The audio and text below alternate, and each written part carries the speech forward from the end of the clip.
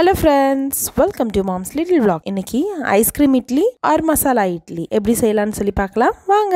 ரெகுலரா செய்யற இட்லி மாதிரி இல்லாம கொஞ்சம் டிஃப்ரெண்டா செஞ்சு கொடுக்கும்போது குழந்தைங்க அதை விரும்பி சாப்பிடுவாங்க. இந்த மசாலா இட்லி செய்யறதுக்கு ஃபர்ஸ்ட் 2 பச்சை மிளகாய் ஒரு வெங்காயம் கட் பண்ணி எடுத்துக்கலாம். வேக வச்சு எடுத்த உருளைக்கிழங்கு கேரட். இப்போ ஒரு பேன்ல எண்ணெய் ஊத்தி அது சூடானதும் சோம்பு கட் பண்ணி வச்ச பச்சை மிளகாய் வெங்காயம் எல்லாத்தையும் ஆட் பண்ணிட்டு கொஞ்சமா மஞ்சள் தூள் போட்டு வேக வச்சு எடுத்த உருளைக்கிழங்கு கேரட் ரெண்டையும் மசிச்சு எடுத்து ஆட் பண்ணிக்கலாம். அது கூடவே தண்ணி ஆட் பண்ணி எல்லாத்தையும் நல்லா மிக்ஸ் பண்ணி விட்டுட்டு கொஞ்சமா உப்பு போட்டு மிக்ஸ் பண்ணி விட்டுட்டு கொஞ்ச நேரம் க்ளோஸ் பண்ணி எடுத்து நல்லா கிளறி விட்டுறலாம். இப்போ நல்லா அது வெந்ததுக்கு அப்புறமா சைட்ல எடுத்து வச்சுட்டு இப்போ இட்லி பாத்திரத்துல எப்பவும் போல இட்லி ஊத்துறதுக்கு என்ன ப்ராசஸ் பண்ணுவோம், தண்ணி ஊத்தி மேல வந்து தட்டுல நம்மளுக்கு தேவைப்பட்ட ஷேப்ல கிண்ணத்துலயோ இல்ல டம்ளர்லயோ வந்து எண்ணெய் தேய்ச்சிட்டு எண்ணெய் ஊத்தி நல்லா ஃபுல்லாக ஸ்ப்ரெட் ஆகிற மாதிரி எண்ணெயை வந்து அந்த டம்ளர் ஃபுல்லாக ஸ்ப்ரெட் பண்ணி விட்டுட்டு நம்ம ரெடி பண்ணி வச்ச மசாலாவை வந்து உள்ளே ஸ்டஃப் பண்ணிவிட்டு அதுக்கப்புறம்